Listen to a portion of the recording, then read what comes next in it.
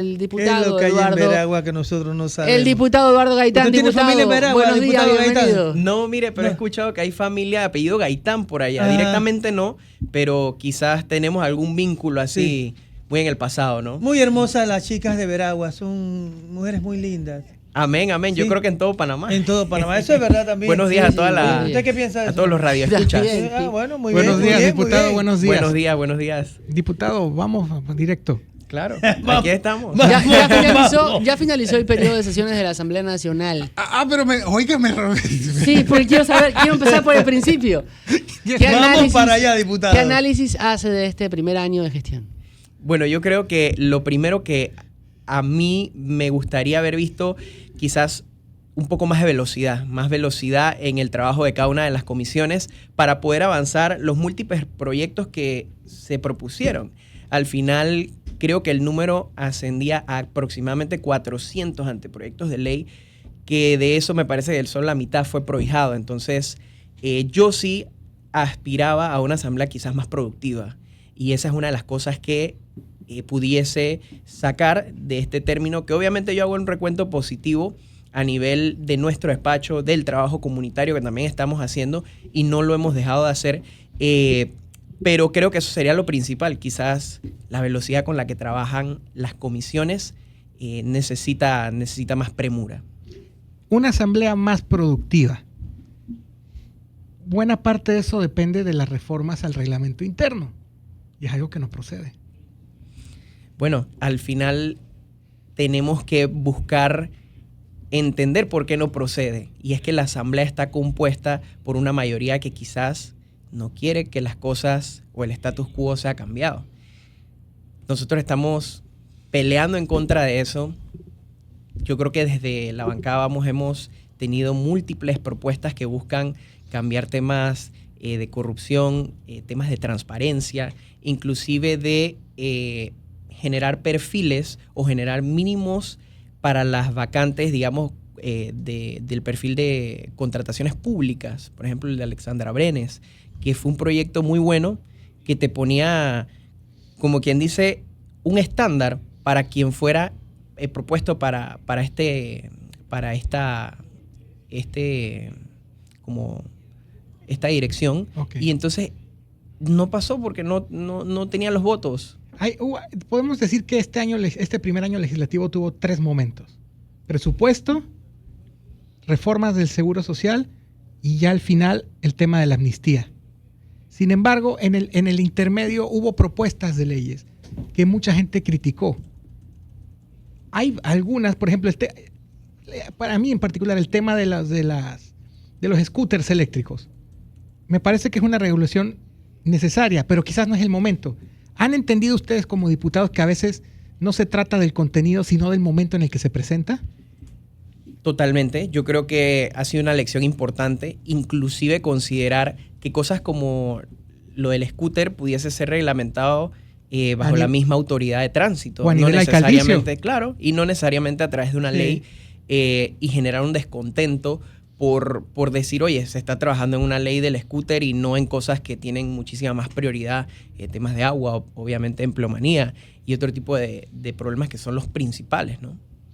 Pero cuidado con eso del scooter, apoyando lo que plantean, es que este asunto del scooter es realmente un problema. Sí, es importante. Esos muchachos andan de día y de noche como alma que lleva el diablo en vía contraria. Es importante, por eso te digo. Gracias a Dios, no tengo la estadística que no han provocado estos accidentes, pero eso es algo como incontrolable. Pero lo apalearon la propuesta. Sí. Porque quizás no fue el momento. También estuvo el tema de las sillas de bebés en los autos.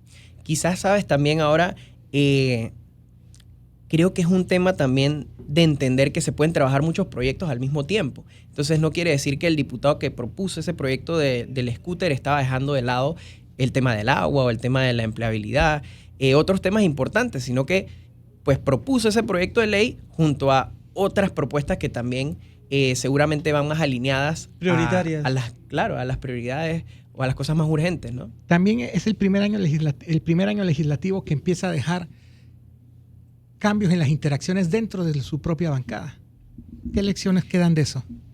Yo creo que conversar tal vez a lo interno, tener muchísima más comunicación, creo que es lo principal, y también entender qué cosas nos unen. Yo creo que eso es lo más importante. Recordar siempre por qué empezamos. ¿Sale una bancada, vamos, más fuerte de lo que entró a principios de este periodo de gestión? Yo diría que sí, porque como en todas familias, ¿sabes? A veces los momentos como de estrés forjan carácter, forjan vínculos inclusive más fuertes, así que yo creo que ese es el caso. ¿Qué tan estresante, hablando de los momentos de estrés, fue el asunto aquel del panty rojo? ¿Qué tan estresante? Sí, porque usted dice que hubo momentos de estrés.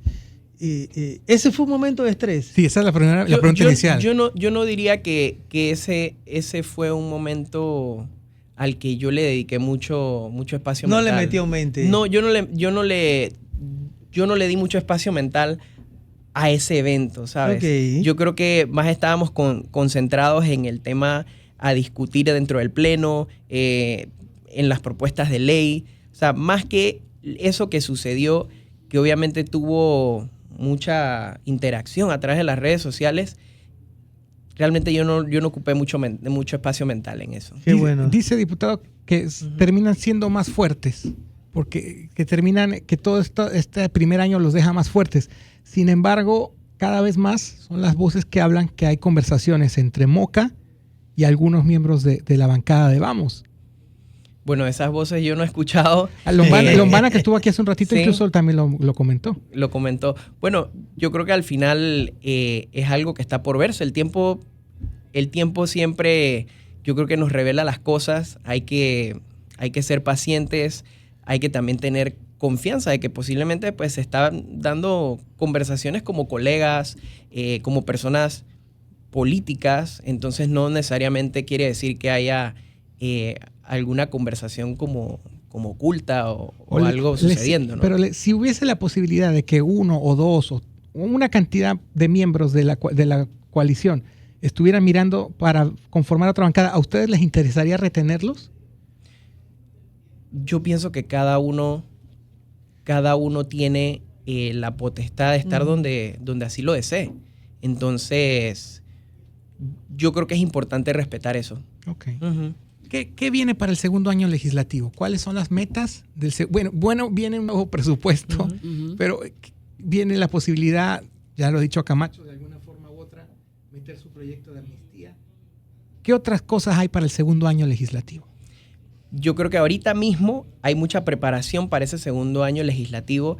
En el aspecto individual, ya estamos trabajando en los anteproyectos de ley que nos gustaría presentar en temas diversos, tanto de transparencia como también en el tema de mantenimientos de infraestructura pública. Ahí lo he conversado a través de las redes sociales con el Arquiterror, que siempre está pendiente de esas fallas, digamos, técnicas, de estructuras, de calles. Entonces, vamos juntos a trabajar en un anteproyecto de ley para que las estructuras tengan un mantenimiento apropiado. Yo te diría eso, que ahorita mismo estamos en esa planificación y estos meses nos van a servir para poder llegar en julio con más conocimiento, con más preparación. A nivel individual también estoy aprovechando para, digamos, repasar algunos temas que es necesario que al final un diputado sepa, ¿no? Esté consciente de temas constitucionales, de temas económicos, de temas políticos también. Entonces, estoy aprovechando el mes de mayo y junio para poderme preparar mejor para el próximo año. El trabajo de la Contraloría General de la República dentro de la Asamblea, auditando, fiscalizando y haciendo que los colaboradores de la Asamblea, los funcionarios, cobren a través de cheque. ¿Cuál es su posición con respecto a eso? Me parece bien. Me parece que hasta los diputados, bueno, a nosotros también nos han pagado por cheque. Entonces, lo único, digamos, es que pues hay que hacer un trámite más e ir al banco, ¿no? Pero yo creo que es apropiado. Pero hay gente dentro de la Asamblea que se están quejando de las filas, de que los están haciendo esperar o que incluso no están pudiendo cobrar, el día que les corresponde y todo eso. O sea, el acto quizás es correcto, pero ¿está bien llevado? A ver, yo creo que esto es consecuencia de cómo se han llevado las cosas todos estos años para atrás. Entonces, lastimosamente, tanto los que elaboran y cumplen muy bien con su trabajo se ven afectados, pero bueno, es algo que tiene que suceder para poder cambiar la institución y darle una nueva cara. ¿Suenan en Eduardo Gaitán nombres para presidir la Asamblea Nacional? Por el momento no. Por el momento no he tenido ninguna conversación o alguien que me haya insinuado ese tema, pero sé que la presidenta está buscando, eso sí lo he escuchado, que está buscando la reelección. Y justamente en esa línea, yo me imagino que el interés de Vamos existe, pero ¿hay las posibilidades reales de que Vamos pueda ocupar algún puesto dentro de la directiva de la Asamblea? Yo diría que sí, al final todo es posible, entonces, ¿por qué cerrarnos a eso, no?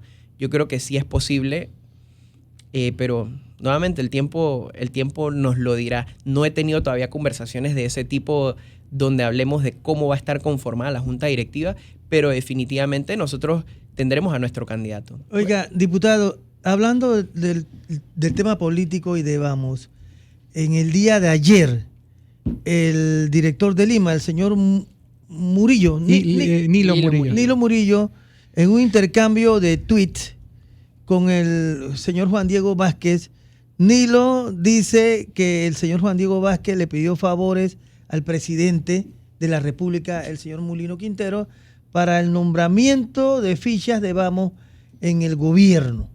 ¿Cuál es la ponderación que hace usted como miembro de Vamos de este intercambio y de ese fundamento? Porque lo que quiso interpretando el señor Nilo Murillo, lo que quiso interpretar el señor Nilo es que Vamos había plegado al gobierno. ¿Cuál es la ponderación que haría usted al respecto?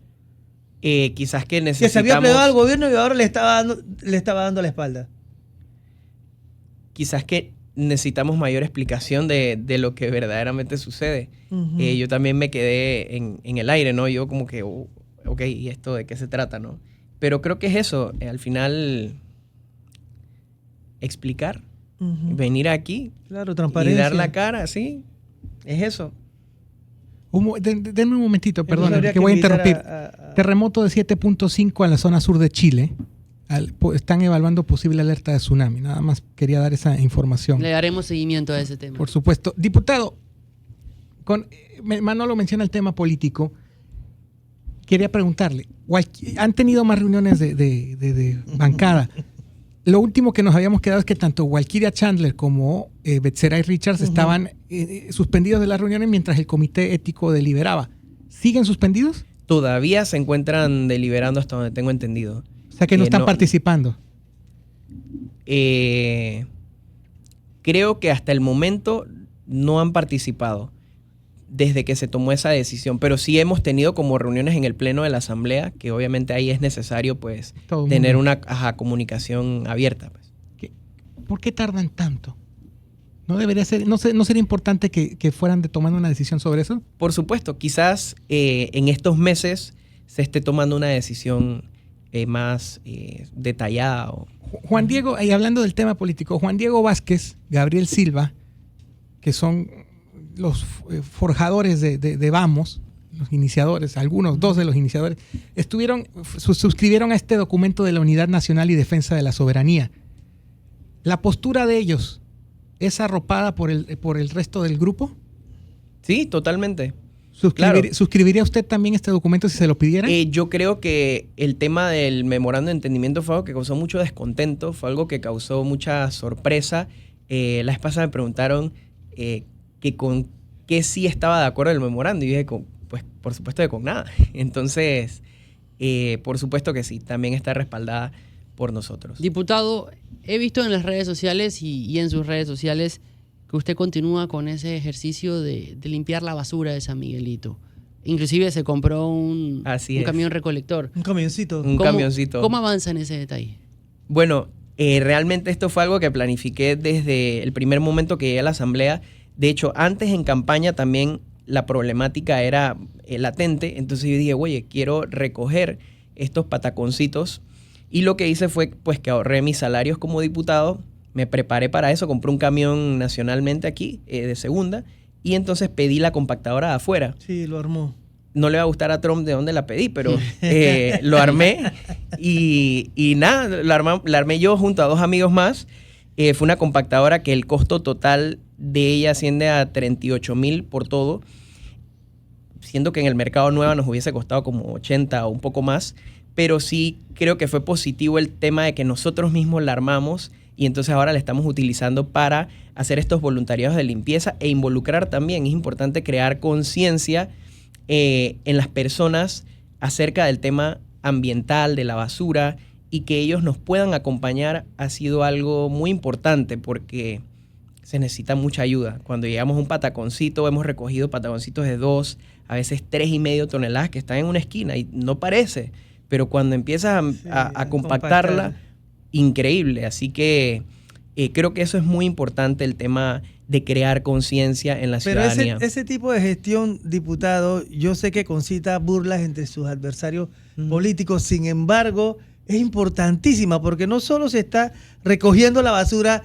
que no recogen las instituciones llamadas a hacerlo, sino se está creando conciencia. Y eso es un gran... la basura, vayan a Bocas del Toro, pero o también cualquier lugar del país. Pero también es te habla grave. de los problemas que genera la burocracia. Sí. Porque estoy seguro que ni la autoridad de aseo ni el gobierno municipal pueden hacer una acción como esa. Comprar un carro y ese armar. camioncito entra en cualquier Sí, callejón. Pero el hecho de armar un vehículo, yo me imagino que por temas de contratación pública no se pueden hacer. Sí, es correcto. En ese aspecto lo que he visto en las juntas comunales es que necesitan comprar el artículo pues nuevo y tiene que ser nacional. Entonces ellos no podrían importar algo que les salga más económico por las mismas reglas de cómo está establecido el uso de los fondos. Entonces ellos sí tendrían que incurrir en mayores costos. Yo también compré un camión de segunda, entonces esas son cosas que ellos no está permitido que ellos hagan compras de segunda o de un camión de segunda, por ejemplo. ¿A dónde va esa basura que usted recolecta? ¿La lleva a Cerro Patacón? La llevamos a Cerro Patacón y allá es tratada. Ellos lo que hacen en Cerro Patacón es tirarle tierra arriba a la basura. ¿Y tiene que pagar por llevarla a Cerro Patacón? No tengo que pagar. No tienen en planes, capaz que me adelanto a un proyecto del diputado a futuro, pero Panamá necesita un relleno sanitario decente. Un relleno sanitario llamado relleno sanitario. Totalmente. Y Cerro Patacón no lo es, un centro de acumulación de basura. Es necesaria una transformación integral de cómo llevamos todos nuestros desechos. Y yo creo que esta es la parte que más me apasiona de la conversación que se está dando en este momento por ser la basura una de las problemáticas más grandes. Cerro Patacón necesita contar con incineradores, necesita contar con grandes galeras donde se pueda reciclar mucho del material y solo lo que sobre se vaya a estas medidas como incineradores que produzcan energía eléctrica. Inclusive hay que transformar la forma en cómo nosotros, o sea, en las fuentes de casa, disponemos de los desechos. Cosa que lo he dicho múltiples veces, hemos hecho el llamado al Ejecutivo de que por favor reglamente la ley 276. Hace 4 años que se aprobó, en el 2021. Esta ley ya contempla que a tu casa, por ejemplo, venga un camión que solo recoja residuos orgánicos y que luego venga otro camión que solo recoja residuos inorgánicos. Porque el tema y el problema es que cuando mezclas ambos, ya no puedes reciclar. La basura se contamina, o los elementos, los residuos, las botellas, el cartón se moja. Al final no puedes reciclar nada porque todo termina junto, entonces termina contaminado. Ese tipo de normativas que ya están dentro de la ley deben aplicarse. Entonces, este es un llamado nuevamente a que el Ejecutivo nos coopere con reglamentar el cómo se va a hacer eso, que en la ley está escrito maravillas, pero no se aplica. No, para mi opinión personal, Cerro Patacón hay que cerrarlo y hay que buscar otro espacio que pueda hacer el relleno sanitario en el cual se puedan manejar los desechos de la mejor manera posible. Hay empresas que ya lo hacen. Tengo la información de que hay empresas que han presentado proyectos esto al Ejecutivo, pero nunca se ha aprobado porque nos quedamos encerrados en el tema Cerro Patacón por X o Y motivo. Así es. Lo más inmediato que yo diría de las visitas que he hecho a Cerro Patacón, una de las cosas en las que se debe invertir para regresar a tener lo que se estaba haciendo era producción de energía eléctrica para el mismo relleno, para que fuera autosuficiente en materia de energía. Cuando vas subiendo al Cerro Patacón, te das cuenta que hay unas calderas gigantes. Ellas lo que hacían era extraer todo lo que es los gases de metano derivados de la misma basura. Los lixiviados. Y ellos producen energía eléctrica. Pero ¿qué Sí. sucede? Como Cerro Patacón tuvo muchos incendios en los pasados 4 o 5 años, esos ductos que extraían el gas de la basura se quemaron, se dañaron. Entonces la planta quedó en desuso. Yo creo que eso es algo que se debería recuperar.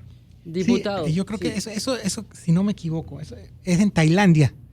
Creo que es en Tailandia. Yo sé que es el sudeste asiático, donde agarran la basura y la queman. Y a través del gas, la energía del gas. En Japón y Singapur se Ajá, hace ajá. y es algo que los ayuda mucho, por lo menos Singapur, al contar con poquito espacio, ellos lo que utilizan es las incineradoras para producir energía eléctrica y también para reducir el volumen de la basura. Y hay otro elemento, ¿no? La ciudad de Panamá es una de las ciudades más extensas de cabo a cabo por temas históricos. Es demasiado extensa. Va de oeste a este. Y son dos municipios los que conforman la ciudad de Panamá.